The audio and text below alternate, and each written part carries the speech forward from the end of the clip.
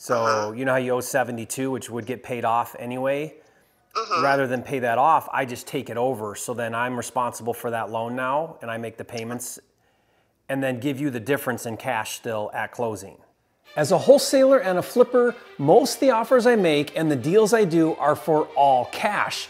But I also love to use creative financing to get deals with little to no cash. In fact, I just got this deal using a creative financing technique known as subject to, and on this video, I'm gonna break it down and show you how I did it. So get ready to watch me get a subject to deal from a private seller coming up. For a limited time, you can get a free copy of Jerry Norton's Virtual Flipper Kit with everything you need to flip houses without seeing them in person. Download it now at virtualflipperkit.com. If you're new here, I'm Jerry Norton and I went from dead broke to millionaire flipping houses, and after doing 1,000 deals, I created this channel to help you master the art of wholesaling and flipping real estate so you can live your dream life. Be sure to subscribe and click the bell icon to get notified when new videos are released. Buying a property and taking over the existing loan is called subject to, and on this video, you're gonna look over my shoulder and watch me get a subject to deal from a private seller. And if you're a wholesaler, I want you to pay special attention to this video. Learning how to put together creative financing deals like subject to will make you a better wholesaler. Remember, you can wholesale subject to deals. Once you structure the subject to deal, just assign the deal to a buyer for a fee, just like a regular wholesale deal.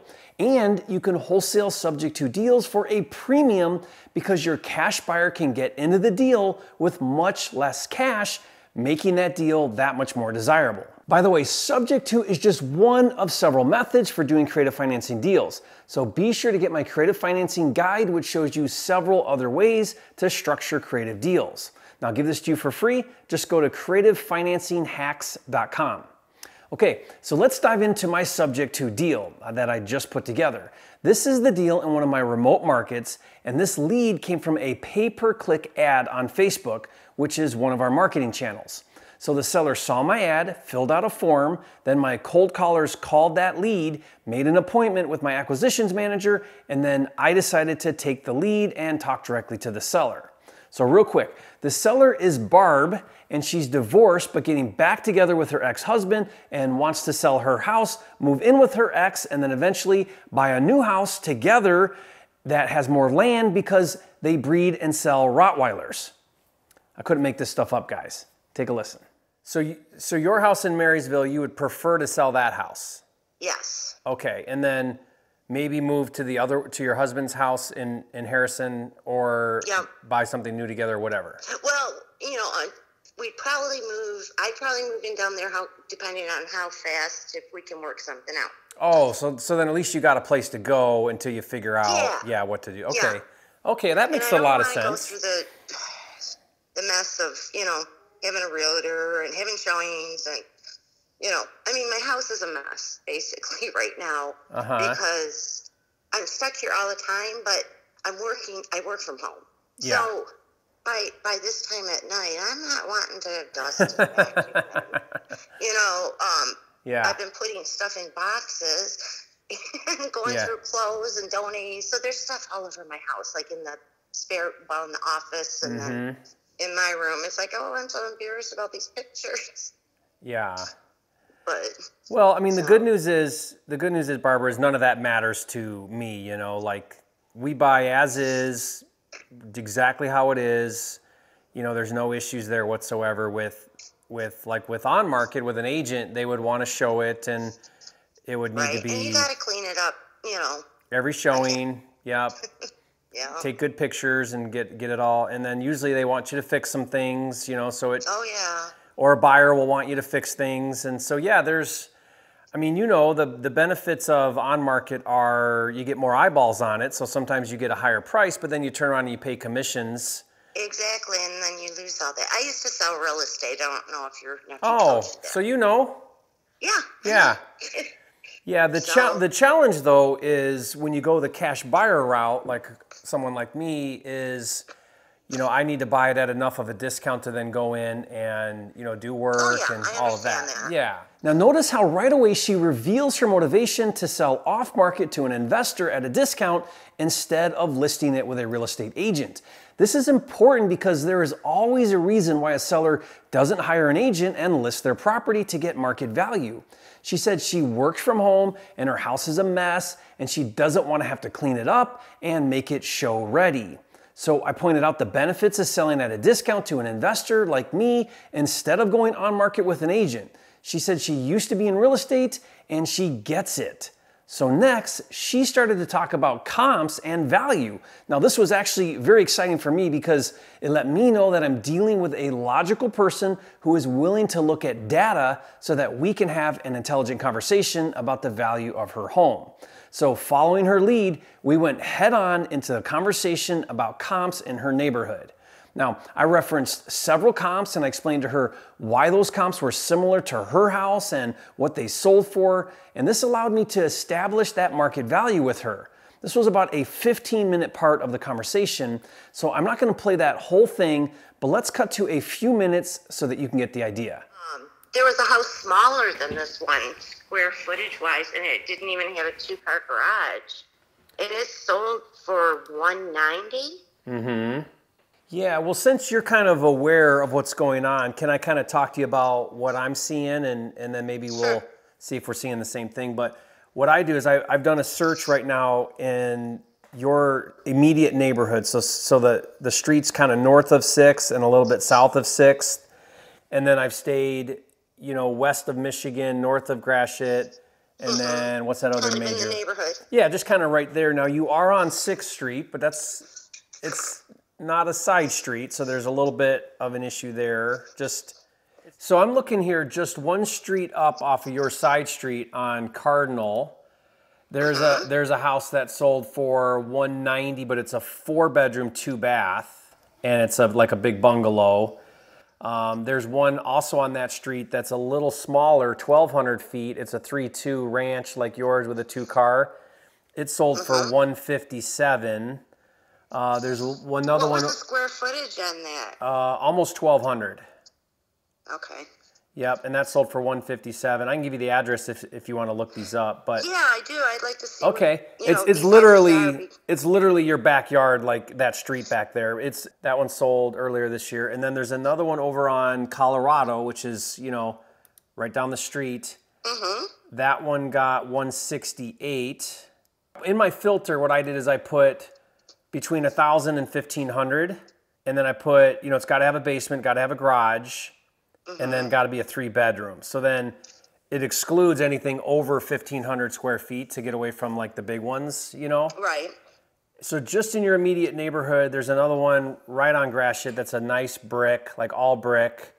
Again, it's smaller, it's 1,000, and that one sold for $148.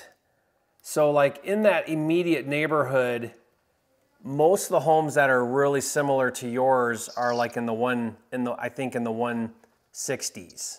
Now, if you're seeing something different, I'm gladly take a look at that. But I'm looking at like maybe between 157, 160, 60, couple in the high 160s, but then some in the 159, 149. So I'm just kind of seeing that as like the number for a 3-2 ranch. But I'm kind of seeing like the retail number is at like 165, which would mean, I would need to get it quite a bit under that to have enough room to. Now again, that's probably as is. Like none of these look like they're renovated, so a renovated home might pull in some more than that. But I'm just kind of going off. I'm sure it'd pull in a lot more if you came in and renovated it. Yeah, I'm just trying to go off of what I see as comps in the neighborhood. So as you saw, we had a great conversation about the sold comps in the neighborhood and then logically established with her the market value for a livable condition home is around $165,000. Now that would be if it was clean and maybe new carpet and paint, but not a fully rehabbed home, which again, she clearly stated that she did not want to do that. So next, it's time to drill down on the price. Take a listen. I guess bottom line is what's your I mean, what's your cash walk-away number that you would need to get? Honestly, about 45,000. You said 145? Mm-hmm. Yeah. I mean, that's just going to be a little too tight for me to be able to pick it up at that, or to be able to. What are you thinking? What did you say you owe on it? Just like 72, 73. Yeah. I'm still going to need to be down like more closer to 100,000 for the numbers to work. Mm-hmm. Yeah. So I asked her, what is your cash as is number that you would need to get? And her reply was 145,000. Now I then responded that 145,000 was too high, and she asked what price I was willing to pay, and I said around 100,000. Now I left it vague on purpose to give me a little wiggle room to come up, which you'll see in a minute. So next, after an awkward silence, I did the takeaway. Take a listen. You know, like let's say you could get 145, but I don't think you'll be able to do that without putting some money into it. Mm-hmm. And then go on market and then pay, you know, commissions and closing fees and all of that. But, you know, you could probably get more if you went on market, if you were willing to be super patient and pay the commissions and put some time into it, you know, like clean it up and get it emptied out. Well, I mean, let me talk to John. Okay. And, I mean, is this maybe giving me a little leeway? We can negotiate a little bit? Yeah, I mean, I'd love to give you as much as I can, but just so you know, we need to be kind of around there. So if they're, I mean, if you can somehow be around there, I would sure, yeah, I think I could come up a little off of that, but not up near 140 or you know, I need to be kind of down closer to 100. Yeah. You know. Okay, well, let me talk to him. Yeah, okay. And kind of take a look at things. But I mean, I can close in 2 weeks. It's a done, like it's as is. You don't like just move out, right? Or whenever you want to close it. It doesn't have to be 2 weeks. I'm just telling you, right. I'll make it as easy as possible. No closing fees, no nothing. Just walk out of there with the difference of your payoff on your loan, and you're done, right? So no buyers no buyers inspections. If you go on market, for sure what happens is a buyer's going to do an inspection. There'll be a mortgage. I know the whole and it's nightmare it is. Yeah, it's quite a bit of hassle, but you could get more. I mean, you would definitely get more if you wanted to, if you were patient and had a lot of time to deal with on market. But you know, so you just have to kind of weigh those differences. I think that's the one benefit of cash, like an investor, is it's just like a done deal, but you get less, or go through brain damage and get a little more. You know, everybody's just kind of different. So I totally respect your decision. I wouldn't blame you one way or another, but that's just kind of where I would need to be at for it to work out and be worth putting the cash up to do it, you know. Mm-hmm. So the takeaway technique is basically saying, maybe I'm not the solution for you. Maybe you should go on market so that you can get more money. This establishes that I'm not a motivated buyer and I'm just looking at things objectively. This lowers their guard and actually builds more trust. It's saying you need me, not I need you. Then she asked if I'd be willing to come up from my offer of 100,000, which I said yes a little bit. So think about what's happening here. I've established with her 100,000 is the cash as is price. Now I'm going to use that low cash offer to make a higher offer using subject to. Take a listen. There's another option where I could probably get you even more, and that would be if you want to explore a creative financing option, which I can briefly just run by you, and then you'll have that option too. Mm-hmm. And the way that works is I would take over your loan that's in place. So you know how you owe 72, which would get paid off anyway? Rather than pay that off, I just take it over. So then I'm responsible for that loan now, and I make the payments and then give you the difference in cash still at closing. Does that make sense? Oh, yeah. So it doesn't make a difference to you at the end of the day. You still walk out with the same amount, but what it does for me is I just assume you buy it outright. Okay. So I mean, the other option might work for some people, but no. Some people it's fine. They don't, because then I could pay a little bit more. So So, you know, instead of paying 100, I pay 105 or 110, and then that's 5 or 10 more in your pocket, and you're, but, you know, just so you kind of... with the creative financing, or... Yeah, so in other words, if I just took over your loan that you have right now at, what was it, 72 balance owed? Yep. What's your monthly total payment? Like $883, because I got a high interest rate. How high is what's your rate? 5.25. Yeah. So yeah.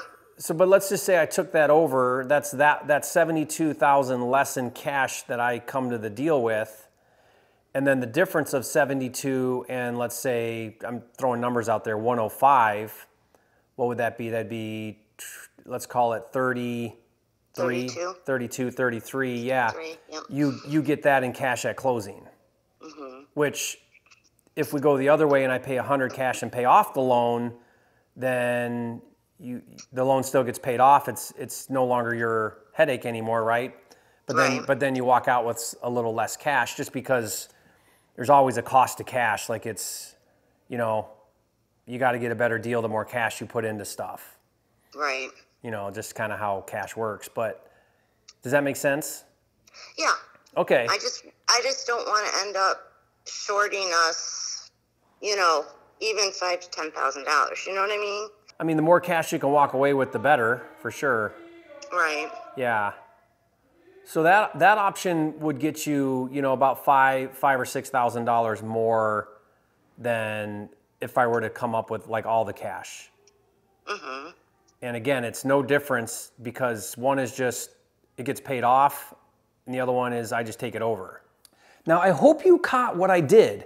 Whenever you ask a seller to do creative financing, you have to give them something more in exchange for being creative.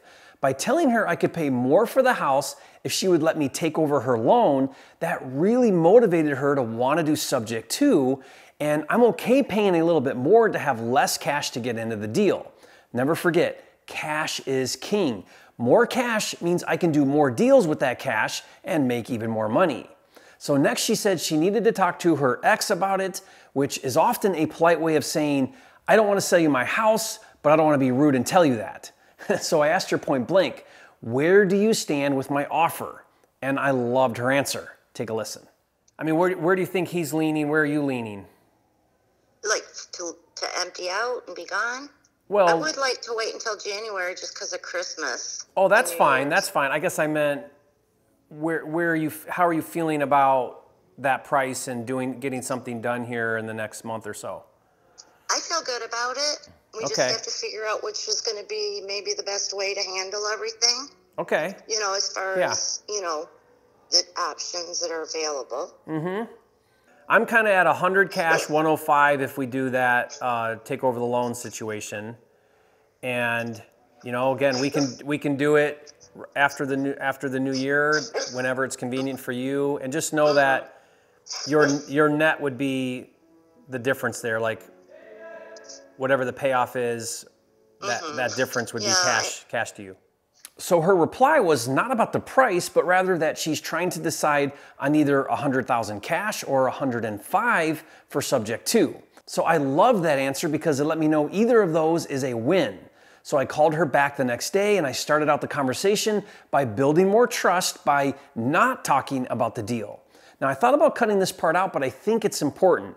In fact, the day before we talked about politics for like 20 minutes. Now remember, people do business with people they like and trust, so make sure you're always building a relationship of trust. Take a listen.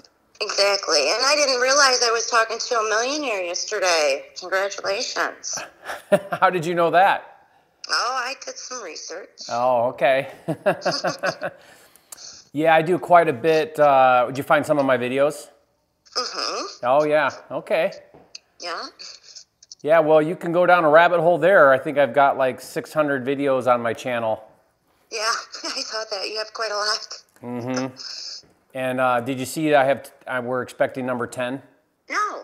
Yeah, I have 9 kids and we're expecting number 10 right now. Oh, you are nuts. I know. I don't care how much money you have. You are nuts. Where do babies come from? God. I don't know. Yeah, they do, right? Figure it out pretty quick or not spend much time in same room as your wife. You know what happened? You want to hear a funny story? So after number 9, I mean, we wanted to have a big family. So after number 9, I got a vasectomy. And I didn't know this. Back to get checked. Well, apparently you have to drain the lines. Yeah. Yeah. So we got pregnant 2 weeks after my vasectomy. Great. How old's the next oldest up? That's the thing is he's a little over 1 and we're due, yeah, they'll be about 15 or 16 months apart, I think. That happened to me too. Uh-huh. There was no vasectomy involved. But yeah, my 2 are 17 months apart. Yeah, that's getting pregnant with like a 6-month-old, 7-month-old. Yeah, yeah. Yeah. It was tons of fun. Especially when their father left. Even more fun. So yeah. I'm glad that you guys have a solid marriage to have all those kids. I'm telling you. Oh, it's fun. It's a lot of work, but it's fun. He up and decided this isn't quite what I wanted. Oh, that's too bad. Yeah. How old were the kids? By the time the divorce was final, they were 3 and 4. So that was a little weird, but after joking a little bit about talking about me being a millionaire and having 10 kids, I asked if she had talked to her ex and which way she wanted to go. Now, she explained that she'd like to do the subject to option so she could get more cash at closing, but she wanted to close on the 15th. Take a listen. Did you get a chance to talk with John? Where are you at? What are you thinking you want to do? Yeah, I've talked to John, and we're thinking more along the lines of you paying out the more, or not paying out, but taking over the mortgage payment. Uh-huh. And doing it that way. Okay, yeah, it gets more money in your pocket for sure. Well, yeah. Barbara, I'm excited to work with you and help you out on this one. I mean, so we'll do. When do you want to close? Well, that's why I wanted to ask you. Can we do it soon, but I can stay until like January 15th? So next we talked about a closing date, and we ended up agreeing on January 8th for a closing date. And then she came back and asked if I'd pay $110 instead of $105 for the subject to option. Take a listen. No, I know when we talked yesterday, you said you might be able to negotiate a little bit with me. And I was, wondering, you're offering me right now, what, $105? Yeah. Is there any way you could help me out and go like $110? I mean, my life has been rough since I was 18 years old. And I've never had anybody cut me a break. Yeah. I want to help you. I mean, I do want to make it a win-win. I mean, can you split the difference with me and we go 107.5?